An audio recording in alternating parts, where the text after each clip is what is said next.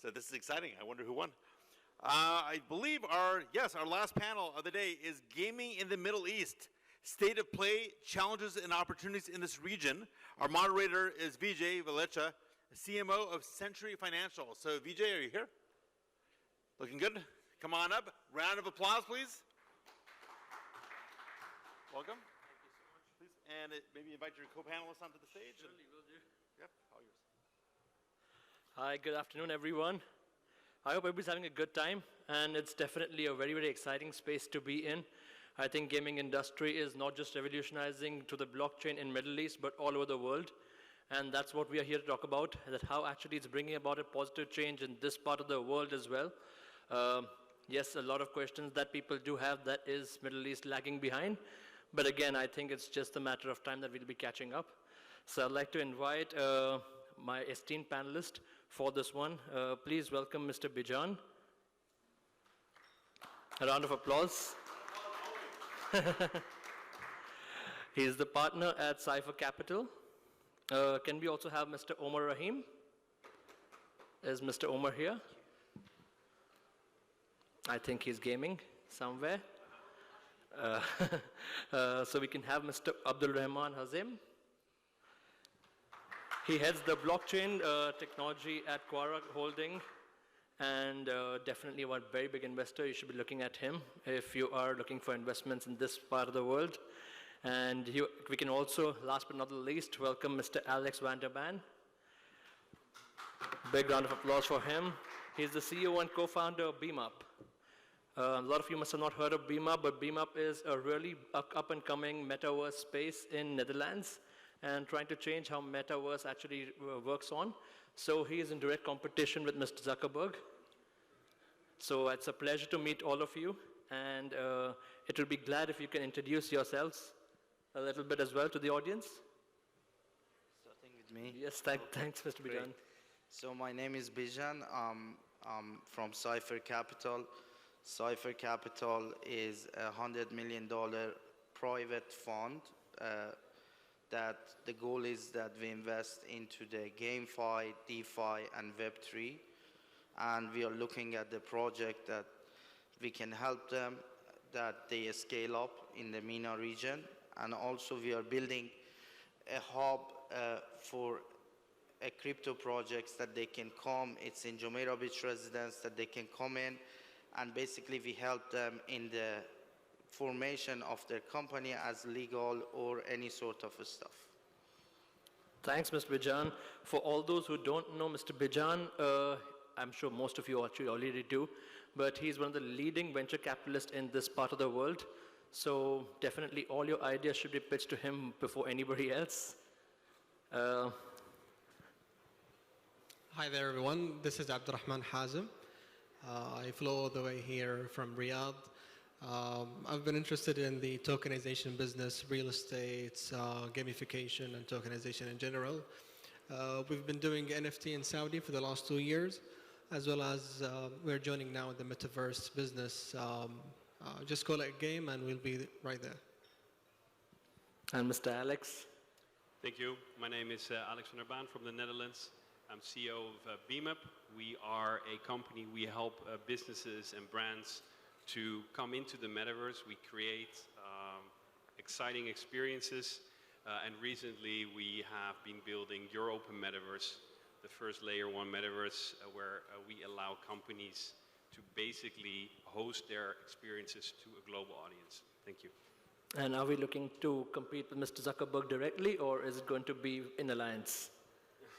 Well, perhaps for the esteemed audience, it's good to make a disclaimer first. I was very happy to be able to get the opportunity to talk today.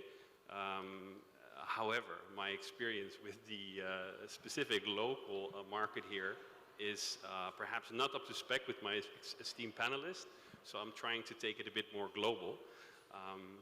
But yeah, I think one of the issues that we've seen, we started our company Beemup 2 years ago.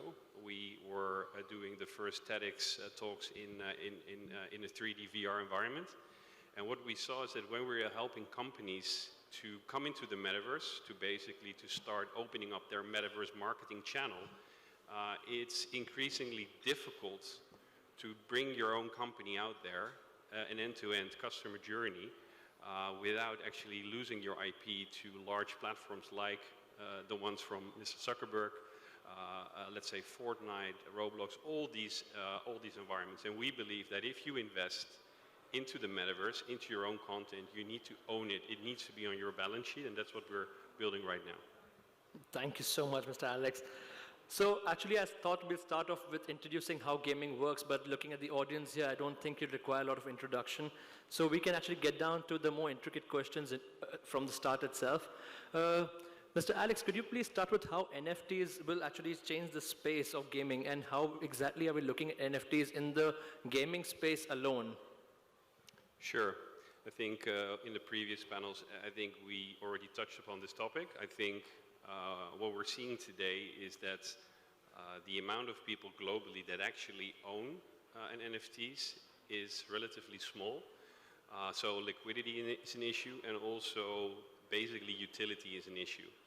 So what we're focusing on is basically, if you use NFTs, then we should focus on how that can impact your audience, how you can have an impactful experience, and how we can actually shape ownership in a Web 3.0 fashion. And I think that's what's lacking right now. And I'm super excited to see that so many of the businesses and companies we've been speaking to over the last few days are working to improve that. That's great. Mr. Bijan, how about you? You think that NFTs will actually grow in this part of the world? Because, I mean, UAE and Middle East have been lacking behind the rest of the world in the NFT space. Exactly. So in MENA region, the MENA region is one of the fastest growing in the gaming space. So we have 100 million people that playing games, and they average spend 30 to 40 minutes a day. Now, involvement of NFT in the games will essentially, NFTs traditionally, you buy them as a store of value, or it has a resemblance for you, but in the games it works differently. So when you hold these NFTs in the games, you make money. So, and it was, I give you an example. So we were looking at a game yesterday. I was playing a game, blockchain game, and there was this NFT, 10 edition, each one was $600,000. And I was telling myself, how the hell somebody buys this? And then I look at the website that people does Excel sheets that there is ROI in NFT for 10 months. So all of a sudden, it becomes an investment. So you buy that NFT, you can use it in the game, and at the same time, you are making money. So NFTs in GameFi, it becomes sort of a tradable asset as an alternative to the token of the game. Oh, that's really interesting to know. So Mr. Abdelrahman and I are in a very similar space where we both are into fractionalization of real estate as well. Do you think NFT also plays a part in gamifying as well as the fractionalization of games? Definitely. I think for the younger generations, investing in real estate is somehow considered to be boring. So what we can do is bringing Web 2 to Web 3. And this is something that we have been encouraging in Saudi, is to bring the idea or the concept of investing in metaverse for the younger generations.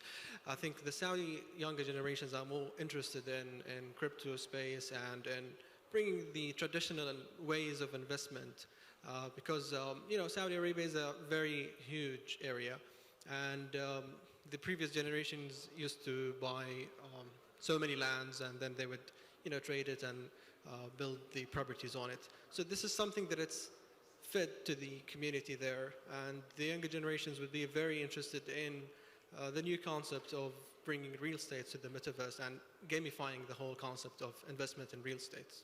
Oh, that's very nice to know. And Mr. Abdelrahman, how do you think about the DeFi movement? Do you think that is actually a revolution, or do you think that it's just a firecracker which is just going to be burning out very soon? You couldn't tell at this moment, but I think for the next few years, it's going to show if this is a hype or this is an actual opportunity. How about you? I think what we're seeing right now is, I think throughout all different verticals, that everybody is really looking into the metaverse overall, and sometimes it's people just hear it. I need to have a metaverse strategy if I know something about it or not. But more and more, I think from architecture, from retail space, from sports, media, and entertainment, we actually see a lot of real questions and demand coming in. and people actually allocating budgets for real projects that are happening soon. So do you think the NFT space will be the new end of marketing as well? Perhaps if you make it a little bit broader, I think NFT is a vehicle. If you can deploy proper utility in the NFT, then it can be a greater part of the full, let's say, metaverse portfolio. But I think that's going to be the key issue.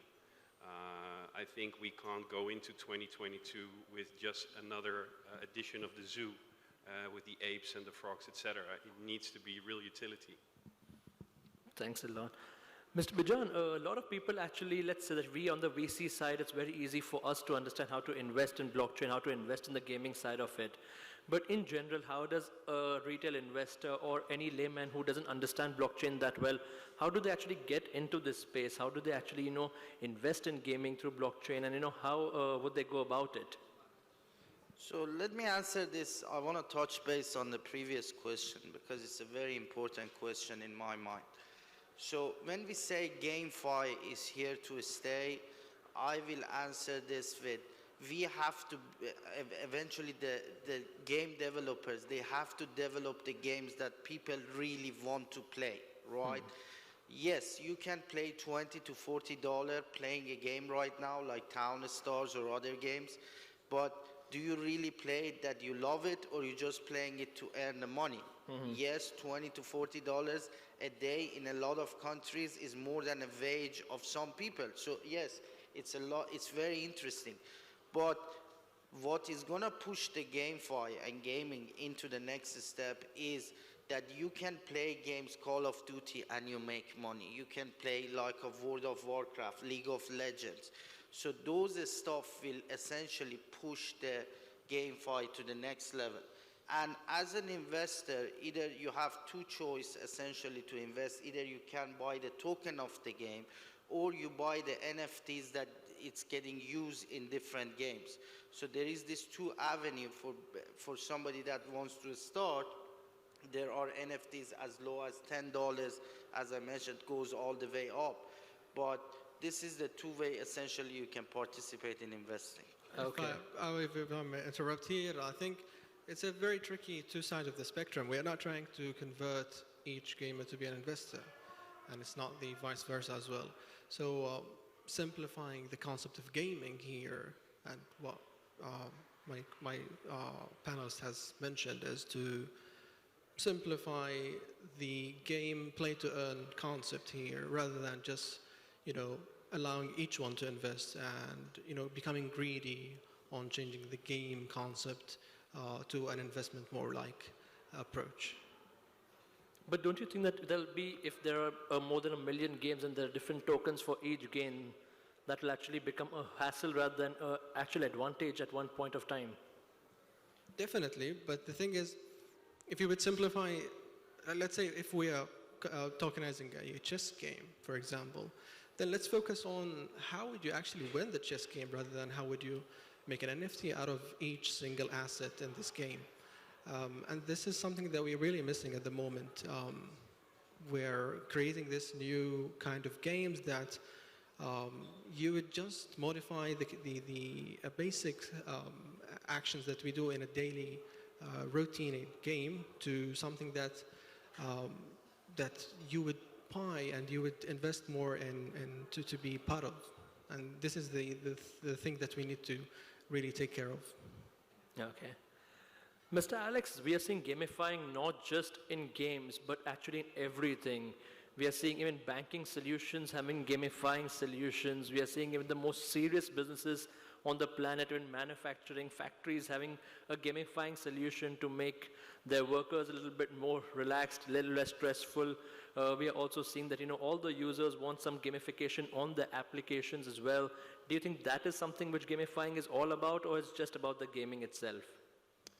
No, I think it poses a great opportunity. I think in Western Europe, a lot of corporations have been going through a process called serious gaming, where you can actually get your team, get all your processes, get everybody aligned.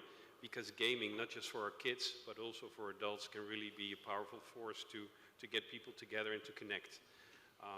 So when we look at the next stages going into the metaverse over the next few years, what we and what our team really strongly believes is that if you have a good experience, a good storyline in that metaverse, then you can make proper impact. We don't personally, or our company doesn't really believe in just making digital twins, because we already live in a world where we have the laws of physics, where we have gravity, and I think people really want to be in an experience where you can actually up that game. And that's what we're trying to do while still maintaining the, let's say, the customer journey from our clients. And Mr. Bijan, do you also think that gamifying in every industry is required, or it should just stick to gaming side of it only?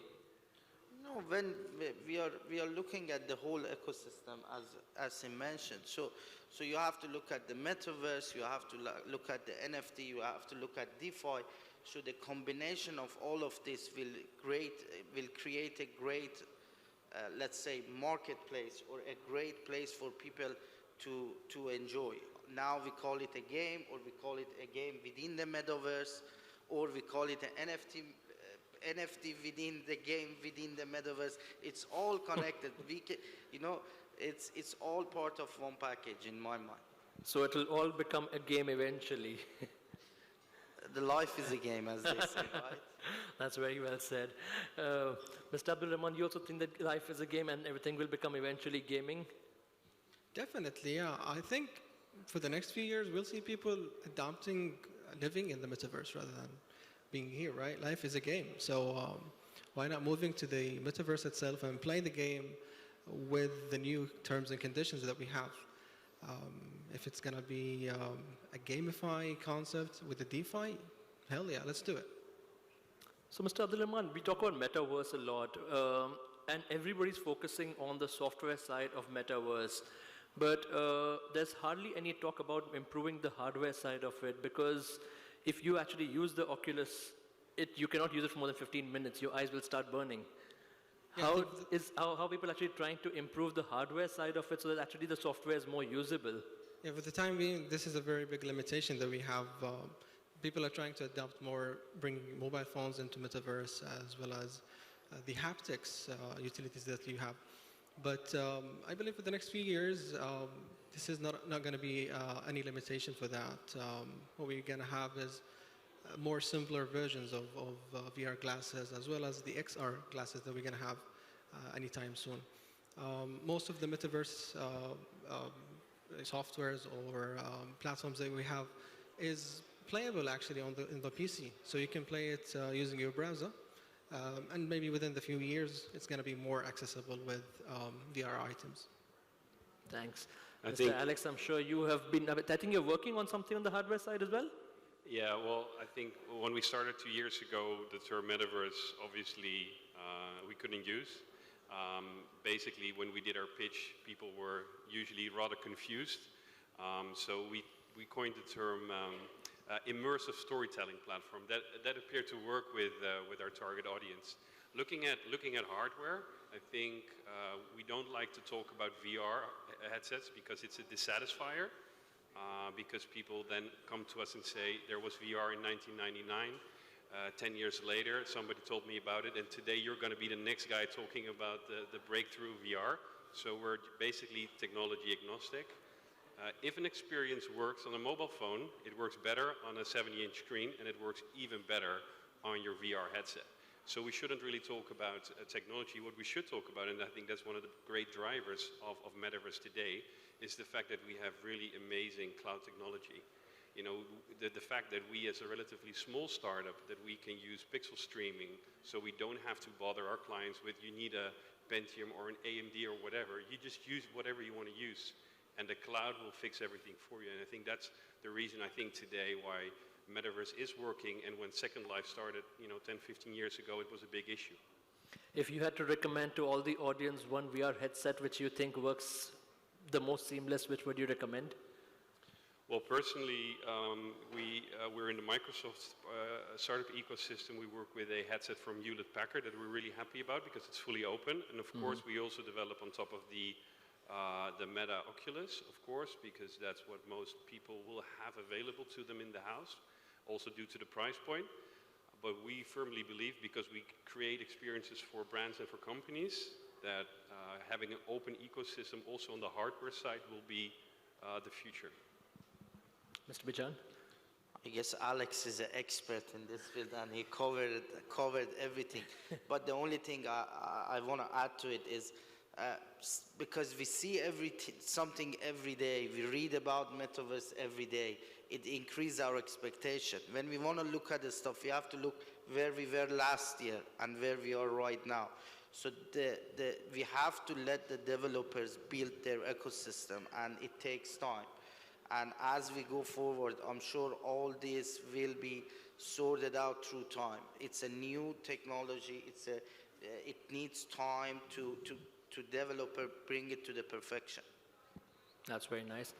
Coming to what we were talking about earlier as a play to earn kind of a scenario, do you think play to earn is here to stay, or is it just like how digital marketing when started, every company had a burn capital where they would initially burn, and then eventually the names became big enough, and then they stopped burning, and then eventually the earning part reduced for almost all the digital marketing plays? Do you think that is something which is going to be the trend with play to earn in games as well? So, okay, let's look at this space. So when we started from gaming, right, the traditional gaming that people were playing, then we had game networks that you could play in multiplayers, then we moved to in-app purchases. So you could spend thousands of dollars in a game. And now we are in this concept. What happened basically is before the publisher would take 100% of the money. Now the publisher takes some part of the money, and part of the money will come back again to the publisher so they can continuously develop the game, but 80% of the money will go back to the community. So that's the reason I really believe that this is here to stay. It's not a house of cards. It's a legit sort of profit sharing between the publisher and a consumer. Mr. Abdelrahman, I think everyone there's a gamer inside each one of us, and for the next period of time, people will refuse actually to play any game that is not play to earn. It's made to be sustained, and the idea to be community driven is something that that would give the strength to such game, that you would vote on adding character, removing something in the protocol, etc., etc. And the idea to play to earn, it's something that people would take more seriously as a full-time job maybe. And companies will be involved in this for the next period of time, I think. I think the panelists from their investment perspective have probably more vision on this, but I think as long as you have an intrinsic motivation to play a game, and you can actually combine or connect it to an intrinsic value on the side of the studio, then everything works well. I think everybody's also seen, some more negative stories of gaming farms in Southeast Asia. I don't think that that's what gaming studios envision, and I think, we probably should stay away from that. But if you can do the motivation and the value thing, and you can bring that together, then it can definitely be an instrument to use. So you believe that it will keep developing and keep improvising by, the play to earn, and hence it will just become a self-sustaining model eventually? I think the problem is if in probably the first iteration of the individual who thought of this, it was a good thing. But, people are now, I think, more and more using it as a blunt marketing instrument, and I think in that respect it's not working. So I think if you just say X to earn, it can be where to earn, it can be promo to earn, whatever. I think there's going to be a whole range of possibilities to earn in gaming or metaverse environments. But just throwing money at public without a vision, I think, is not gonna last.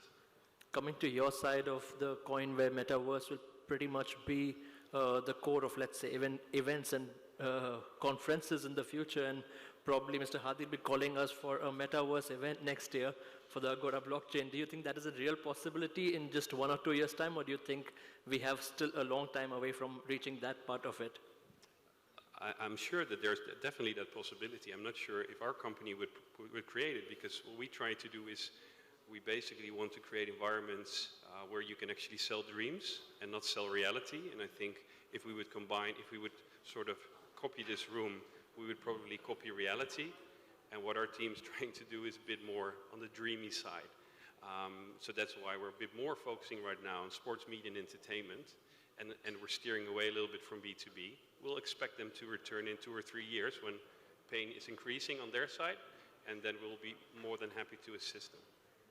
Mr. Bijan, do you think that's really possible? Or that, the physical element will eventually never go, so we'll have to come and meet each other face to face? I mean, to be honest with you, since I came to this industry at 2015, a lot of things I thought it's impossible, and now it's possible.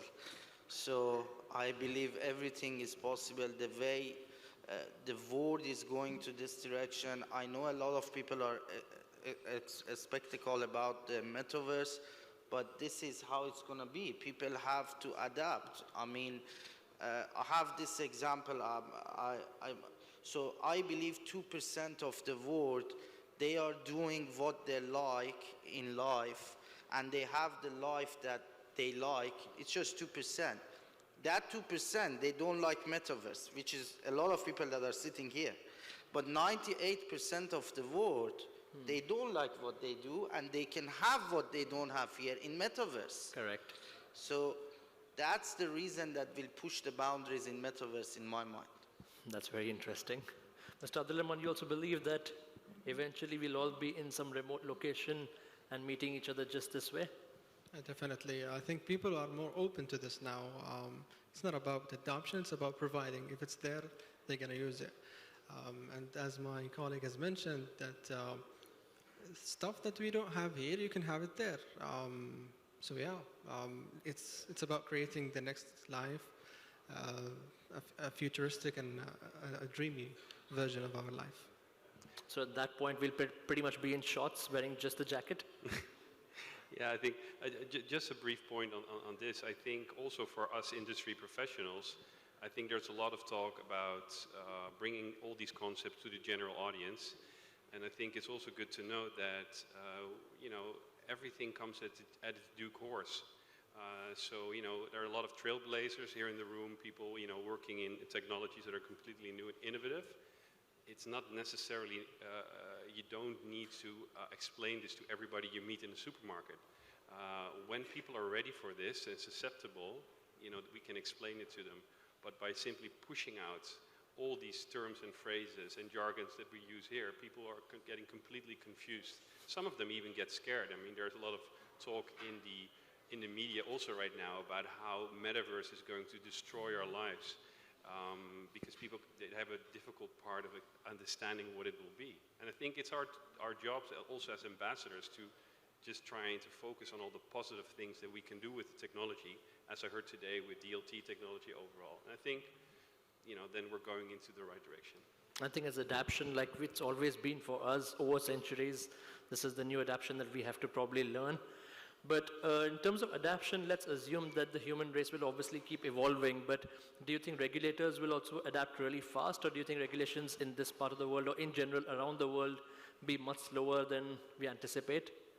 I can tell you next week after I had my discussion with the Dutch regulator, but my experience is that this is obviously it's a hard thing. And I think in one of the first discussions today, when we heard about how UAE and Dubai is handling its regulation, there's a huge ecosystem here. I mean, but still, it's so difficult to bridge that gap with the traditional rules and boundaries. So that's definitely up to us as well. We have to be creative. We have to find our ways around it. And I think it's also good that we have to try to sometimes take the difficult routes.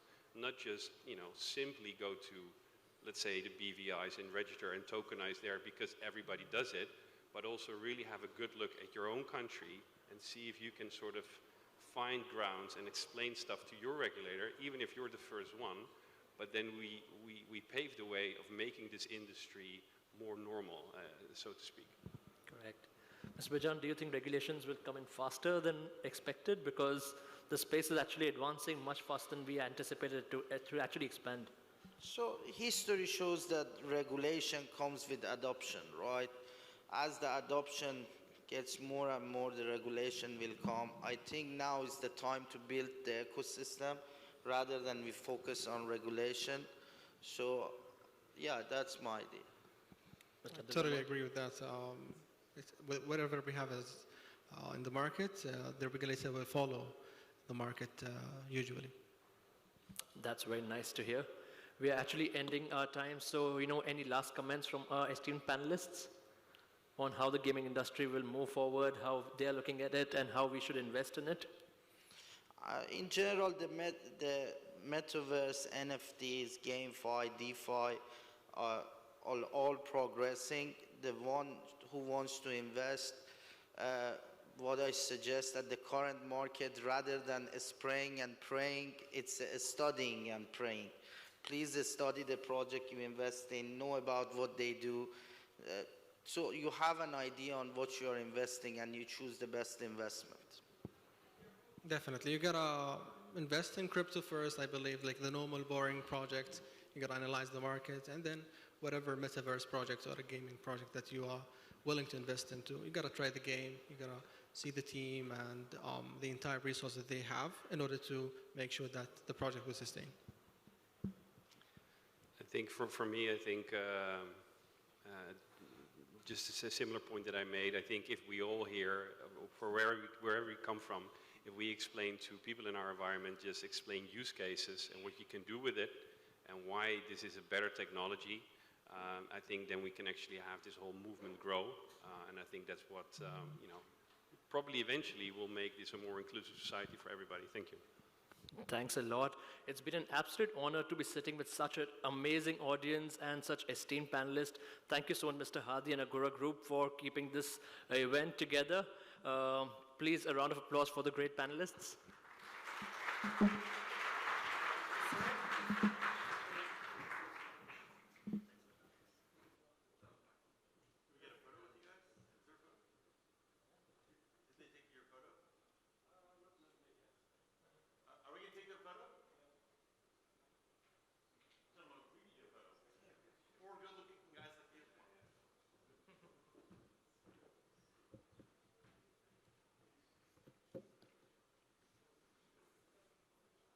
You guys step forward, I think.